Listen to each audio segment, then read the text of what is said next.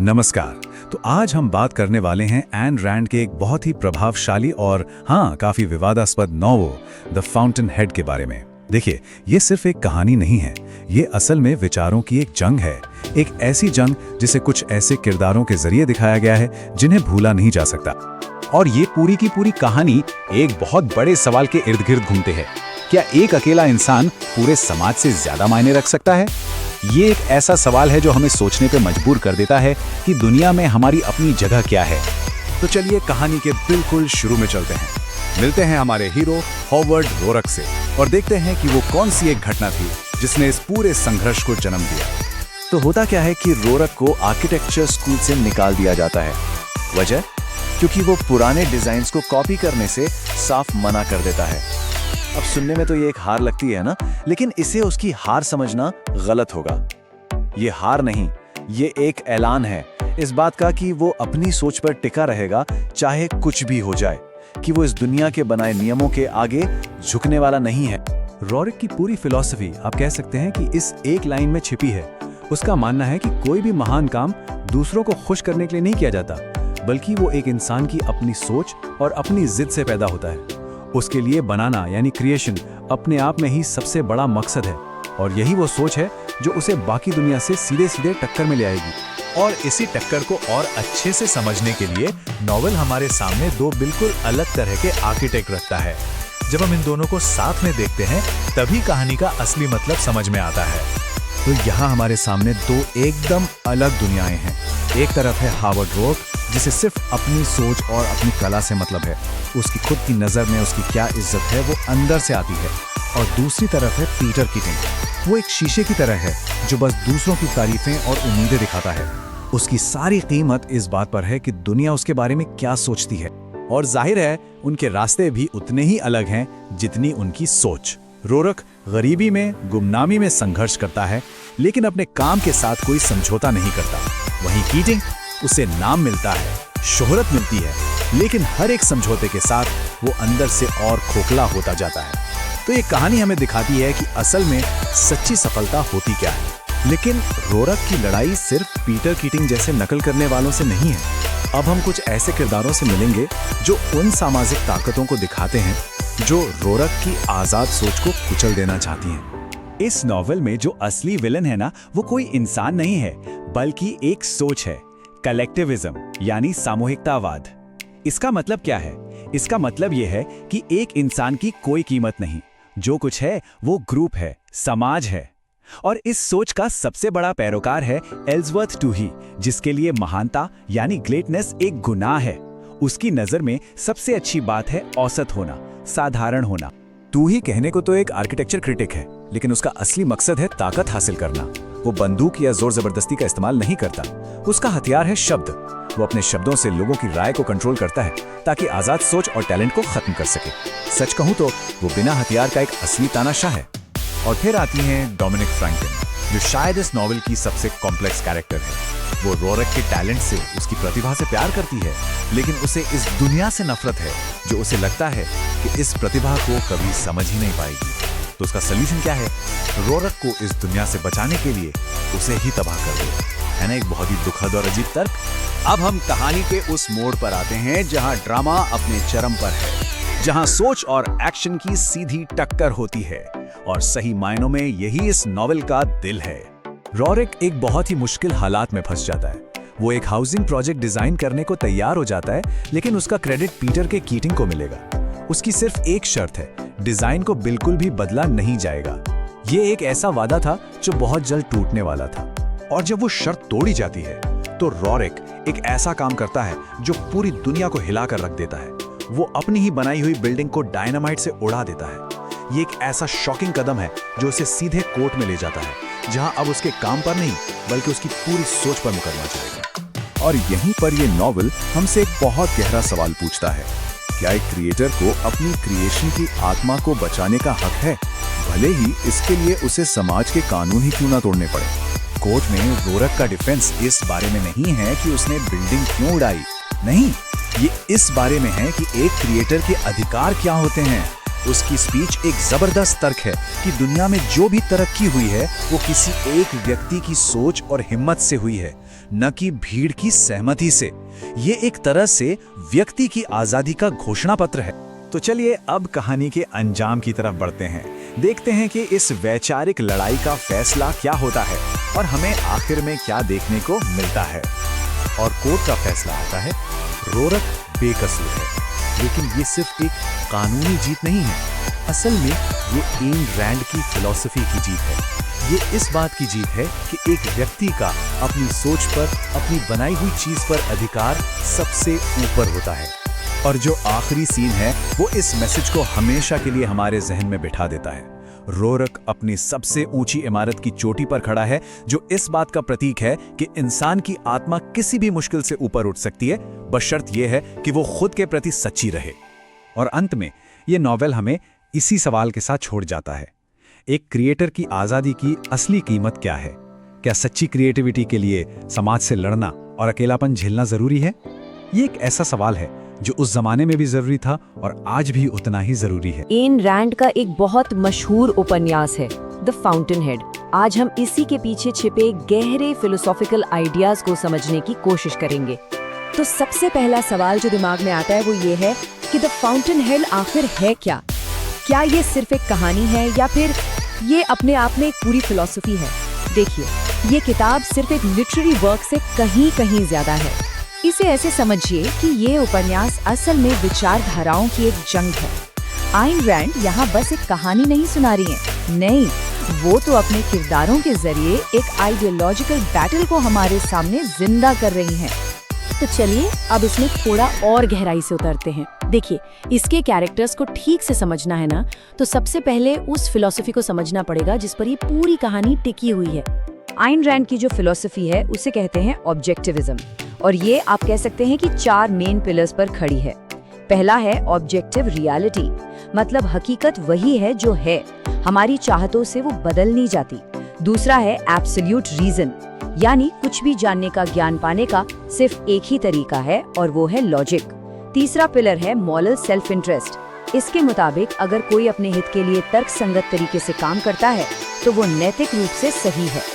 और चौथा और आखिरी है आइडियल इंडिविजुअलिज्म, ये कहता है कि व्यक्ति यानी इंडिविजुअल समाज से भी ऊपर है, वो सुप्रीम है। और इस उपन्यास का जो हीरो है हावर्ड रॉड, वो इन्हीं सारे प्रिंसिपल्स का आप कह सकते हैं चलता फिरता एम्बॉडीमेंट है। वो किसी भी बात को इसलिए नहीं मानता कि पूरा समाज उसे मानता है, नहीं, वो उसे सिर्फ और सिर्फ इसलिए मानता है क्योंकि वो लॉजिकल है और सच है। चलिए अब आते हैं इस नॉवेल के सेंट्रल ह्यूमन कॉन्फ्लिक्ट पर।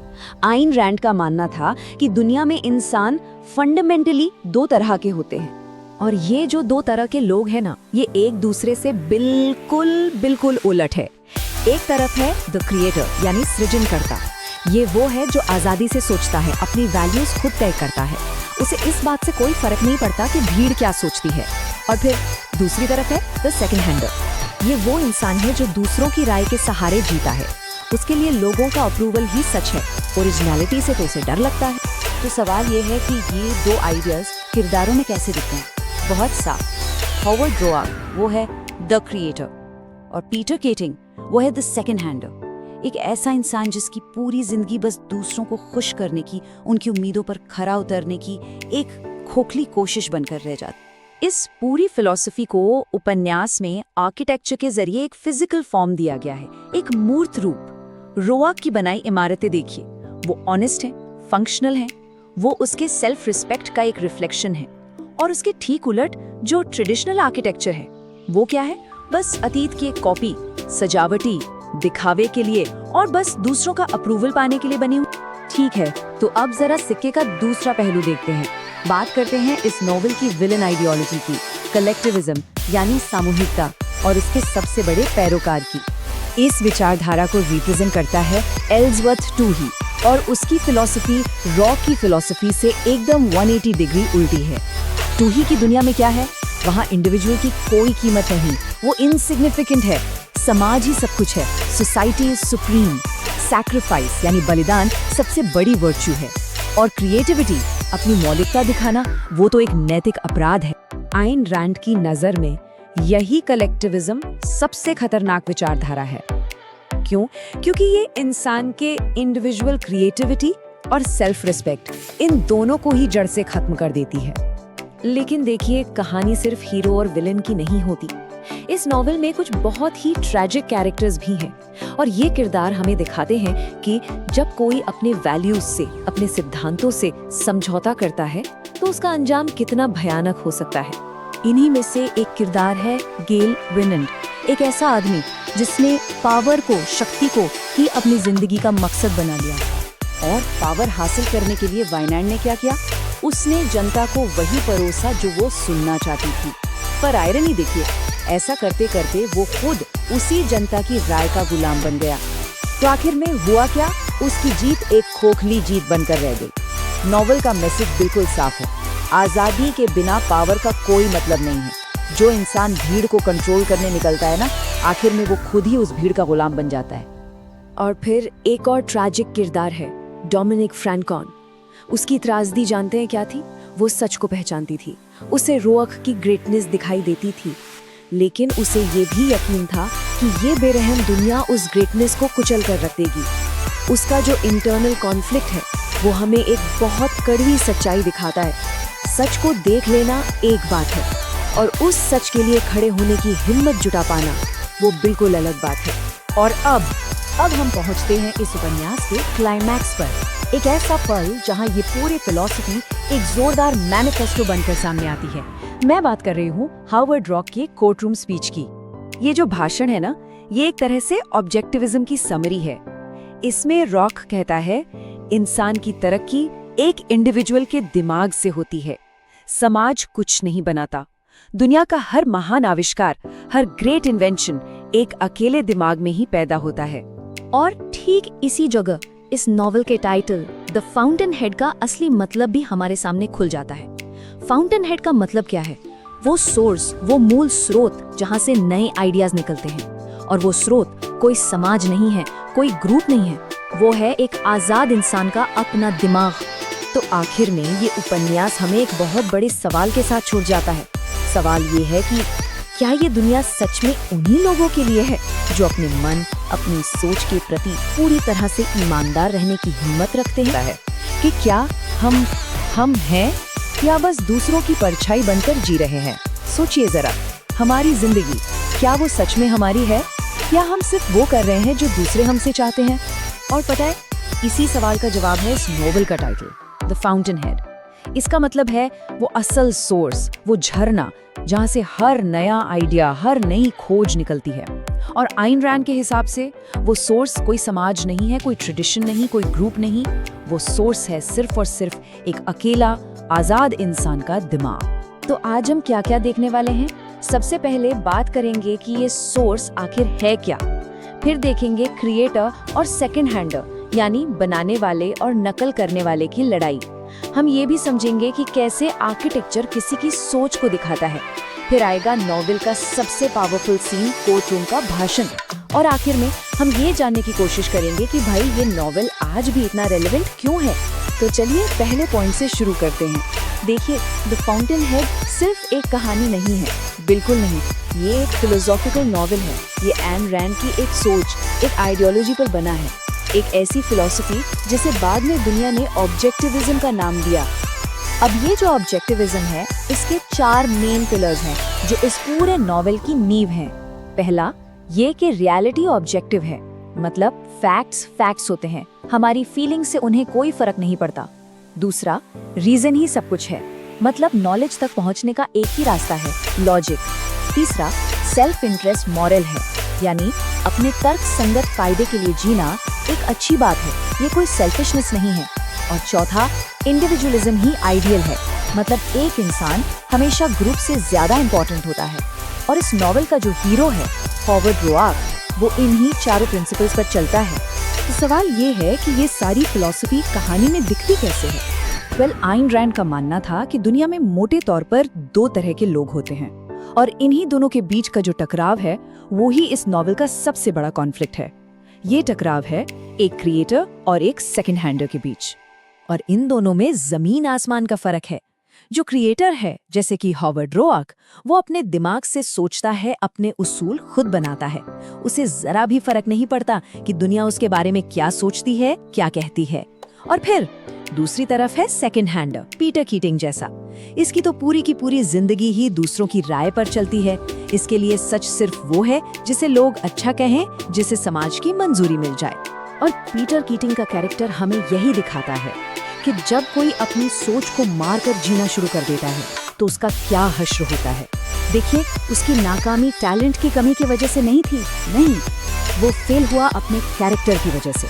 वो अंदर से धीरे धीरे बिल्कुल खोखला हो गया। क्यों? क्योंकि उसकी अपनी कोई पहचान ही नहीं बची थी। वो तो बस दूसरों की उम्मीदों की एक परछाई था। अब आते हैं इस नॉवेल की सबसे कमाल की बात पर। यहाँ पर आर्किटेक्चर यानी वास्तुकला सिर्फ एक प्रोफेशन नहीं है, नहीं, ये तो फिलॉसफी का एक फिजिकल फॉर्म है। मतलब जहाँ आइडियाज को कंक्रीट, पत्थर और स्टील में जिंदा किया जाता है। आप देखिए, हॉवर्ड रोआर्क की बनाई बिल्डिंग्स, वो बिल्कुल उसकी पर्सनालिटी की तरह है, एकदम सीधी, सच्ची और प्योर लॉजिक पर बनी हुई। उनकी डिजाइन में कोई दिखावा नहीं, कोई झूठ नहीं है, वो ईमानदारी का सिंबल है। और दूसरी तरफ है वो पारंपरिक इमारतें जो बस पुरानी डिजाइन्स की कॉपी हैं, जिन पर फालतू की सजावट लदी हुई है। ये इमारतें असल में झूठ, नकल और एक ठहरे हुए समाज की निशानी है। और इसी कहानी का जो मेन विलन है, एल्सवर्थ टू ही, वो कलेक्टिविज्म यानी सामूहिकता की आवाज है। उसकी फिलॉसफी क्रिएटर की फिलॉसफी से एकदम 180 डिग्री उल्टी है।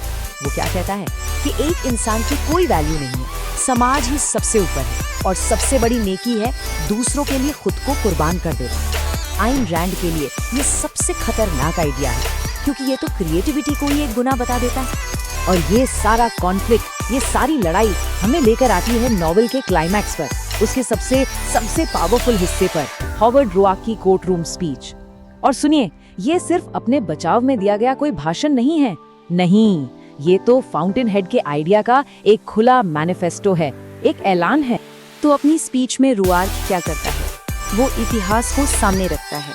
वो कहता है कि सोचो, चाहे आग का आविष्कार हो या पहिए का या कोई भी बड़ी खोज, ये किसी समाज ने मिलकर नहीं की, ये किसी एक अकेले इंसान ने की थी। और हमेशा हर नए आइडिया का विरोध हुआ, लेकिन वो जो क्रिएटर थे वो अपनी सोच पर टिके रहे और उन्हीं की वजह से दुनिया आगे बढ़ी। तो फिर असली फर्क क्या है दोनों में? फर्क ये है कि जो क्रिएटर है वो अपने जजमेंट पर, अपने फैसले पर खड़ा होता है, जबकि पैरासाइट यानी सेकंड हैंडर वो बस दूसरों की राय के पीछे चलता है। एक चीजें बनाता है, दूसरा सिर उधार लेता है। और फिर रोआर्क वो लाइन बोलता है जो इस पूरी कहानी का, इस पूरी फिलॉसफी का निचोड़ है, आइन रैंड के रैशनल सेल्फ इंटरेस्ट का सार। इसका मतलब ये नहीं है कि दूसरों की कुर्बानी दो, और इसका मतलब ये भी नहीं है कि खुद की कुर्बानी दे दो। इसका सीधा सा मतलब है अपने लिए जियो और दूसरों को अपने लिए जीने दो।